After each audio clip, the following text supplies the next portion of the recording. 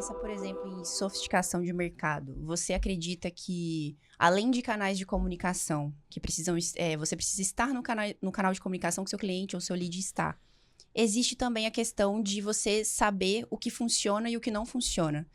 Mudou alguma coisa desde quando você iniciou nesse mercado? Lógico que deve ter mudado várias coisas, mas eu queria ver a sua visão de como funciona hoje o marketing direto em 2024. Porque existem muitas pessoas fazendo isso, consequentemente, a barreira aumentou, né, exponencialmente. A comunicação em si, ela muda em relação ao tempo e à sofisticação de mercado do nicho que você escolheu atuar? Excelente pergunta. E é difícil. É difícil, assim, qual que é o cerne da comunicação? É a influência, né? Então, eu me comunico dentro do marketing direto, é uma comunicação persuasiva. Quando a gente fala de comunicação persuasiva, a gente está falando de conversar com o coração das pessoas, né? E não com o cérebro. É conversar com o coração das pessoas. E, nesse sentido, as pessoas não mudam. As pessoas não mudam. Então, a gente tem mais recursos, a gente tem acesso a mais informação, mas a forma como as pessoas tomam decisão ainda é a mesma coisa. Emocional. É emocional, exato. Então, quando a gente fala de conversar com o coração, eu preciso entender esse jogo, né? De qual que é o drive que faz as pessoas tomarem decisão.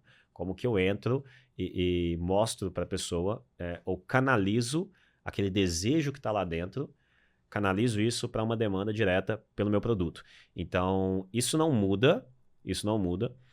No entanto, elementos dessa comunicação mudam.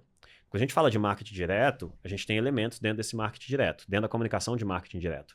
Então, por exemplo, a gente sabe que essa geração de TikTok e Snapchat, né, que nem, mas enfim, Stories, etc., Sim. é uma comunicação imediatista. As pessoas, o attention span das pessoas, né, a capacidade das pessoas fixarem atenção em alguma coisa está cada vez mais reduzida. Então, as pessoas não têm mais a capacidade de dedicar atenção extensa a alguma coisa. Isso implica em adaptação na comunicação, sim. Então, você precisa, ainda que eu esteja falando no coração das pessoas, tem um filtro, que é a mente, né? A pessoa ouve e tem um filtro mental ali, cognitivo.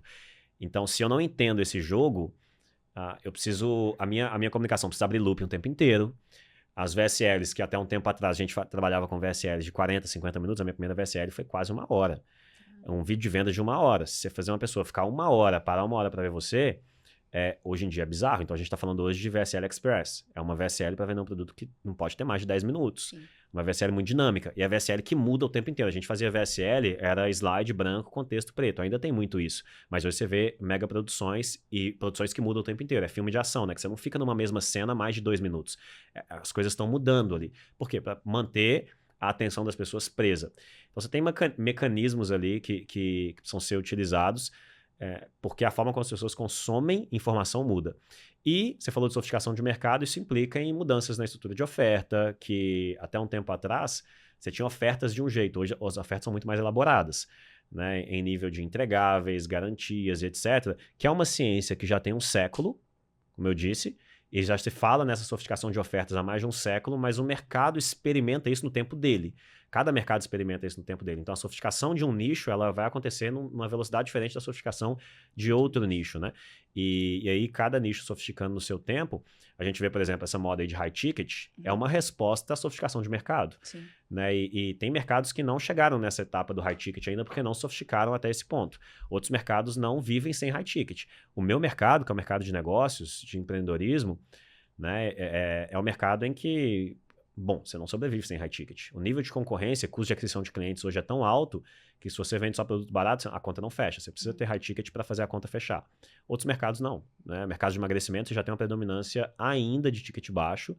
E apesar de ser um mercado muito sofisticado, ele se resolve de outro jeito. Se resolve com especialização, se resolve com outros mecanismos a não ser high ticket.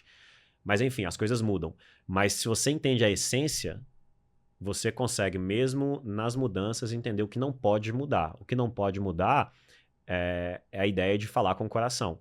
Eu não preciso que a pessoa necessariamente... O ponto não é escrever com clareza para que a pessoa perceba que eu entendo ela. Legal. E não escrever um texto jornalístico para que ela entenda o meu ponto, né? É diferente.